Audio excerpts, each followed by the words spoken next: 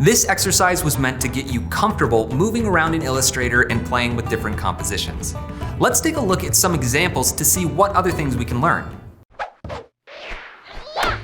Okay, I have a few examples of this orientation exercise here. This first one is a campfire scene in the forest, and I absolutely love it. The way that it uses such basic geometric shapes is excellent. It's just so clever, the way that this designer used triangles to make trees, and not only represent the tree, but represent the shading of the light coming off of the campfire by splitting up one triangle into two and coloring them slightly differently so that this side is brighter and this side is darker, and then using another shape to represent the actual shadow that it's casting on the ground. It's just beautiful, and I think he does a great job. And also, just the kind of flow of and the theme of the entire piece is great. Triangles are repeated over and over again. You've got them for the trees, you got it for the fire, and even the little sparks and tiny flames coming off of the fire.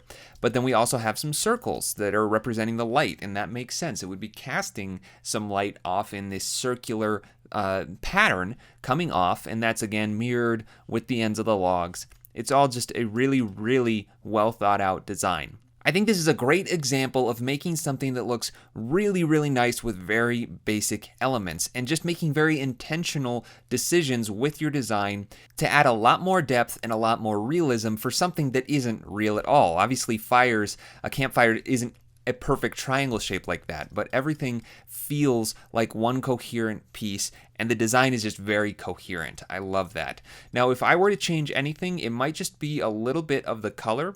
I think this color scheme is fine, but I'd like to see the fire just feel a little bit warmer. Now, we haven't touched on color too much, but you're going to be getting a little bonus lesson later on this week where I cover some color tips, and you're going to see a tool that I'm about to use come up in that lesson. So I'm not going to explain exactly how this tool works right now, but it's called Recolor Artwork, and it lets you make some really powerful adjustments to your colors all at once. So I just want to add a little bit more saturation to everything by just grabbing my saturation slider and bringing it up a little bit. You see how that really just makes all these colors super saturated. I don't want to overdo this, but just bringing in a little bit more warmth to that fire, and then potentially brightening up the scene just a little bit, either through my brightness or my luminosity, probably the brightness. I'm going to do that. And then I'm going to unlink my colors, and I think I'm going to make my background color here. Yeah, that's the right one. Just back to about where it was. Maybe something like that. And I'll click OK, and this is before and after. And actually, let's just get a side by side. I'm going to copy everything, undo, paste in place, Command-Shift-V, and then move it over here so we can see the difference. Now, I did not mind the background color being as dark as it was, so maybe now what I'll do is select this color and come up to Select Same Fill Color. That way everything using that color is selected. Then I'll press the I on the keyboard to get my eyedropper and just sample that original background color one more time. And now I think that just makes all of these elements pop a little bit more. Like I said, the colors over here, there's nothing wrong with them, but I think that just bringing out a little bit more contrast in those colors, making the scene a little bit brighter and a little bit more saturated can add a little bit of a pop to the overall design. With that said, I just want to again say that this is an excellent design and a great example of what you can do with very basic shapes. Let's move on to my next example, which is this amp, this Vox amp. Very cool design, and there's a lot of really interesting things going on in this document. Some very clever use of some effects inside of Illustrator. First of all, we've got this kind of zigzag pattern showing up on the actual amp, and this reference photo over here, you can see that's basically stitching on the fabric that covers the speaker behind the amp. But the way that this designer set it up was by using straight lines. If I press Command-Y to show my outlines, you see that there are just a bunch of lines across here. And just like I did with the mustard on my hot dog, this designer used the zigzag effect to produce all of these lines. So let me find that specific artwork. I'm going to lock the background. I'm going to try and get into this group right here. And it looks like the stitching is right in here, stitches. So labeling these groups helped me identify that very quickly. But let's just select one of these lines, maybe the top one, and then take a look at our properties panel. And then inside of our appearance, we see a zigzag. So the way this is set up, if I click on it, with a pretty big size, 25 pixels, so it goes up and down a lot, and it has corner points instead of smooth like I use. So if I make some adjustments here and change it to smooth, you can see how that's affecting it. And once the designer got that one zigzag looking the way that they wanted it to, they just used the eyedropper tool to apply the appearance to the other lines, or even just duplicated the lines and changed the color. Now, one little improvement that I think we could make on these zigzags is adding some dashes to the stroke, because after all, these are stitches, and I think that adding dashes is a perfect use for simulating stitches. So let's try and select all of these lines at once. I'm going to go into my layers. I think that's going to be the easiest way. And under the stitches, I'm just going to select that whole group and take a look at the stroke palette. Now, I can't change the color all at once because there's green and yellow, but I should be able to go into my stroke under properties, open that up, and then add a dash, and there we go. It's going to add dashes to everything. Now, I want the dash to be relatively small, so probably around 8, and then maybe a gap of only 6, and we'll see what that looks like. No, I'm gonna want even smaller gap. Let's say 3. There we go. Now we just have these tiny little stitches. Let's zoom out to 100%. Command 0 on the keyboard. Actually, that's zoom to fit, but that's just fine. That stitching could even be adjusted a little more, so I'm going to undo and go back into that stroke. Let's put the dash down to say 4 and the gap to 2. And there we go. Now we've got much tighter stitches, but it's just a nice little detail to add to that actual stitching that's used in the reference image. Now, another really interesting thing that was going on in this document is this part of the cabinet. It's actually made of leather, I think, or faux leather that wraps around the cabinet. And if we look really close, it's kind of hard to see, but there actually is texture right here. And to make it a little bit easier to see, I'm going to brighten it up a little. So right here in my layers, we've got the black face group. So let me close this swatches, open that up, and then we've got a couple of different layers. So first of all, we got the background, I believe, which is just, a solid black. But then we have these 2 scribble layers. So first thing I want to do is change their color from being so dark to just a little bit lighter shade of gray. So somewhere around there. And there we go. Now we can see it much more apparent. Now, this isn't something that the designer wanted. They didn't want that effect to be very visible, but just so we can see it and what exactly is going on, I'm going to turn it up like that. This particular effect is using the scribble effect, which is why the designer named these 2 layers or objects scribble. But the way that this effect works is, let me turn one of them off, and we'll just focus on the one. This is going to basically randomize the shape of your path in a very fine-tuned way that you can make a lot of adjustments with. So this first layer is set at an angle of 0, and the stroke width is turned all the way down. The spacing is turned all the way down. But if I turn the spacing up to, say, 10, and I turn the stroke width up to maybe 3, then we can see kind of what's going on. It's a little bit hard to kind of comprehend at this point, but if I change the angle around, you can kind of see that it's similar to the zigzag effect, just kind of randomly adjusting this stroke. And there's all kinds of options to mess around with here. If you want your lines to be thinner, you can increase or decrease the curviness to just get all different kinds of patterns and variation. But between this example, I'll undo to get back to the way that it was originally, and the other object on top of it that is now, both of these are visible, it kind of creates this pattern that's very similar to this leather over here.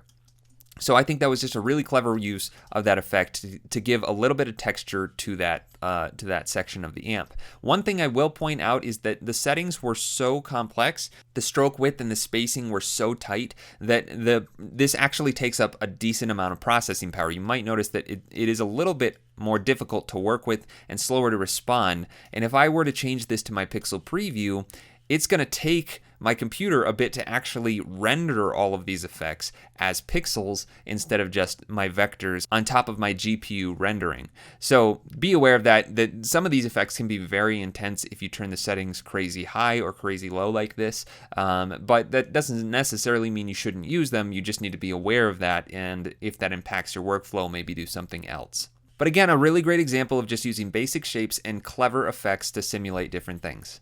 Let's take a look at the next example. Now this is a chair. We can see the reference image over here, a very cool design chair in a very simple background, just like my objects. I think that fits the style of the artwork, but I think there are a few things that we can do to improve this design a little bit. Some gradients were used here to give some shading on the seat cushion and the back cushion. Just going to bring this over here so we can see them both side by side. But the design itself was very minimal, and there's nothing wrong with that. I like a minimal design, but I also think that this could be a little bit better of a representation of the actual chair. One of the first things that stood out to me was that we're only seeing these two legs. So at first glance, I did not realize this was a chair. It took me a second to understand what exactly I was looking at. And I think if we made a change as simple as putting 4 legs on this chair instead of 2, it would add a lot of depth and help be a lot more identifiable as a chair. So first things first, I'm going to lock the background layers. And then I'm going to ungroup this object right here. So Command-Shift-G, and then I have access to all the layers within this. So the legs right here, I'm just going to copy and then paste in place, Command-Shift-V, and then move that down below the other pair of legs. And now I just want to scale it down a little bit. So I'm going to grab this transform handle, hold Shift, and scale it up a little. And if I scaled it, far enough to where there's a good gap between these legs and these legs, then I think my perspective is going to be way off. So I'm going to have to mess with this a little bit more, probably stretch it out, and then bring this out a little bit further to get something that looks a little bit more natural with the perspective. But now I have 4 sets of legs instead of just the 2, and that gives me a little bit more depth. Now, something else this designer did was use what are called clipping masks to do these gradients. And you can actually do this much more simply. A clip group is something that we're going to learn about a little bit later, but it's basically a way to contain one object within another. So what I need to do is select this clip group. We can see it's named clip group right here. I'm going to come up to Object, Clipping Mask, Release, and that separates the 2 objects. So this object is what was containing the gradient, and then this object is what was keeping that gradient within that shape. But we can actually put that gradient directly in this shape, no clipping mask needed. So I'm going to press I on the eyedropper and click on that shape, and now that gradient is in the actual object as the gradient fill. I can delete this and then press G on the keyboard to switch to my gradient tool and start making adjustments to the shape of the gradient. So I could squish this down a little bit so it's more of the shape that the designer originally had, could scale it up, reposition it, and just doing a little bit of work on this gradient can add some more realistic depth to that cushion. And I think I'd also change the shades of the gray to match the original chair a little bit better. So I'm going to come up to Window and Gradient, select the darker color, press I for the eyedropper, and then hold Shift and reference a dark part of the fabric in the original reference image. Then I'll grab the lighter color and maybe Shift click on a brighter point right about here. And then I think those colors are just going to reflect the actual source material a little bit better. And maybe I'll bring my gradient down so it's not quite so dark, bring this in a little bit, and just make some adjustments so that it fits the shape of that chair a little bit more. Now, if I wanted to really make this a lot more accurate, I would probably break up the armrests into different shapes just so I could have more accurate shading. Even though in reality that is one cushion, I'd be able to make those armrests pop out and give them a little bit more dimension if I was using multiple shapes. Now that that's done, I'm going to grab the seat cushion and do the same thing. Object, Clipping Mask, Release. Get rid of that gradient shape and then just sample the appearance of this one, switch to my gradient tool, and again just modify this slightly to fit the shape of the cushion a little bit more. So maybe this one will go up, something like that. There we go.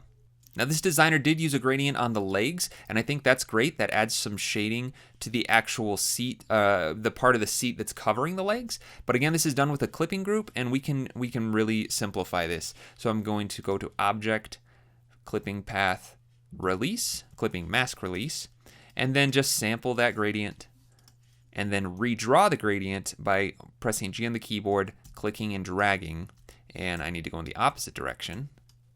But there we go. Now we have something very similar on a less complex object. I'll actually just get rid of the one that I copied back there. Copy, and then this time I'm going to use a new keyboard shortcut. It's Command B, and that's paste behind. It'll paste it exactly where you copied it from, but behind whatever object you have selected. All right, let's scale this down a little bit again. Bring it up. And I think that's going to work. Now I want to make it a little bit darker, but I think I can do that just by grabbing my gradient and then dragging it down a little bit. And that way it separates the two legs just a little bit more. There we have a little bit more dimension. And then finally we've got the base of the seat that's actually made out of wood. I want to make this a little bit thicker to add some dimension to it as well. Right now it's being done just using a stroke, but I want to convert this to a fill. The way I'm going to do this is by pressing Command C to copy, Command Shift V to paste, and then scale it all down just a little bit.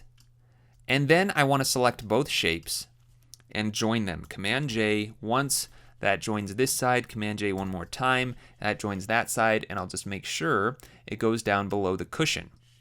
Then I'm going to swap my fill and my stroke, and then probably modify the path a little. So I'm going to double click on it to go into isolation mode so I don't modify anything else, and then grab my direct selection tool, grab these points here and these points here, press S to get to my scale tool, click and drag while holding shift to bring those in a bit, and then select these outer points, S again, scale them out a little bit, maybe not quite that much, right about there. And there we go. Now we've just added a little bit more dimension to that chair. Since we're using gradients for everything else, I think I'm going to go ahead and try and do that on this chair just to give it some more depth. And this is a linear gradient. I want it to be a radial gradient. There we go. And then I want to swap so that the darker section is on the inside and the lighter is on the outside. Bring the darker in just a little bit further. And there we go. Now we've got some more depth to those sides, and I think we've made some pretty good progress in making this a better representation of the actual chair. The last thing I want to point out on this particular design is the font that was chosen for the word relax. It's a very delicate font. I think it's a beautiful font, but I don't think it was the best choice for this particular design because I'm viewing it at 100% right now, and you'll notice that these tiny little lines right here in the A and the X are very, very hard to see. And if I zoom out at all, it almost disappears into the background. This is something you need to be very aware of when you're choosing a font, is how readable it's going to be. So I think we should probably just choose a different font. Let me click on that and just limit to my Typekit fonts. And let's just see if we can find something that's a little bit similar to what we had, but more legible. So this one right here is a little bit more scripty. Let me get this out of the way so we can actually see what's going on. The one that we have is called Lust. I believe that has multiple versions. But all of those lines, especially the serifs are these little feet on the top and bottom, those are very, very thin on this particular font. So let's see if we can just find an alternate that might work a little bit better. I can even narrow this down by saying something like a serif font.